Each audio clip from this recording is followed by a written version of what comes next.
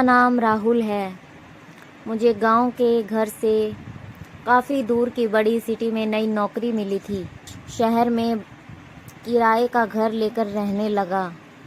पड़ोसी के तौर पर घर के सामने ही एक घर था जिसमें एक बुजुर्ग जोड़ा रहता था। दोनों बिल्कुल अकेले थे, मतलब ना कोई बेटा, ना कोई बेटी, ना नाती, ना पोता, यानी कि संयुक्त परिवार नहीं था।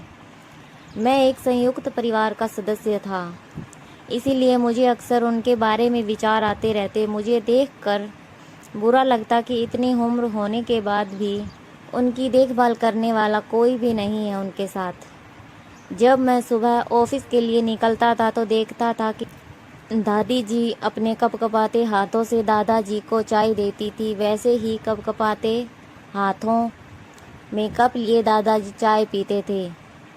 वहाँ पर रहते हुए कुछ दिन होने के बाद मुझे पता चला कि यह दोनों मिलजुल करके धीरे धीरे घर के सारे काम करते थे। कोई भी उनसे जाकर बात नहीं करता था। इतने दिनों में मैंने उनकी आवाज़ तक नहीं सुनी थी। जब मैं शाम को ऑफिस से घर आता था तब दोनों को घर के आंगन में बैठा पाता था और उन दोनों के ही चेहरे पर थकान साफ साफ पड़ पाता था। मेरा मन कई बार करता कि उनको जाकर बात करूं, लेकिन फिर किसी वजह से मेरे पाँव वहीं पर थम जाते थे। मैं जब जब उन्हें देखता था मुझे मेरे दादा दादी की बहुत याद आती और मैं घर पर फ़ोन लगाकर उनसे बात कर लिया करता था। एक संडे जब मुझे ऑफिस में छुट्टी थी तो मैंने देखा कि दादी जी काम कर रही थी, लेकिन उन्हें रोज़ की अपेक्षा आज काम करने में कुछ ज़्यादा ही तकलीफ़ हो रही थी। मैंने उनके पास जाकर पूछा कि दादी जी, आपकी तबीयत तो ठीक है ना? क्या मैं आपकी कोई मदद कर सकता हूँ? उन्होंने प्रतिक्रिया नहीं दी।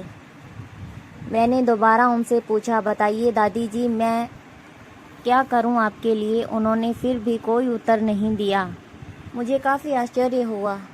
कुछ मिनटों बाद दादाजी वहाँ आए और वह भी कुछ नहीं बोले। मैंने ही बात को आगे बढ़ाते हुए कहा, मुझे लगता है कि दादी जी की तबीयत खराब है, इसीलिए मैं यहाँ आया हूँ। मैं आपकी मदद करना चाहता हूँ। बताइए मैं कैसे आपकी मदद कर सकता हूँ? दादाजी इशारे से मुझसे बात करने लगे। उन्होंने इशारे से मुझे बताई। दादी जी सुन और बोल नहीं सकती। उन्होंने यह भी बताया कि वह खुद भी बोल नहीं सकते, वह सुन सकते हैं, मेरी बात समझ सकते हैं। उन्होंने इशारे से दादी से कुछ कहा और दादी ने मेरी तरफ देखकर मेरे माथे पर हाथ फेरा। मैं उन दोनों की तरफ देखता ही रह गया और ना जाने कब मेरी आंखों से आंसू बहने लगे।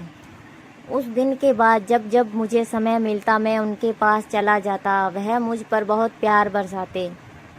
अब तो मुझे उनके इशारे की मीठी भाषा भी बहुत अच्छी से समझ आने लगी थी।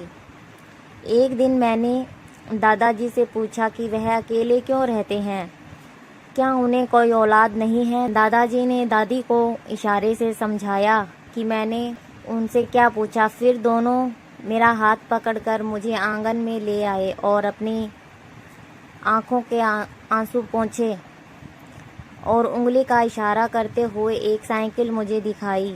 साइकिल को देखकर मैं समझ गया कि उनके परिवार वाले उन्हें छोड़कर कहीं जा चुके हैं और अब उनके हिस्से में केवल यादें ही बची हैं।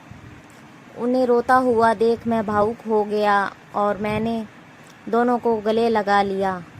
उन्होंने मेरे ऊपर अपने सीने में सालों से बंद प्यार के बादलों से प्यार की इतनी बारिश कर दी कि मैं पूरी तरह भीग गया।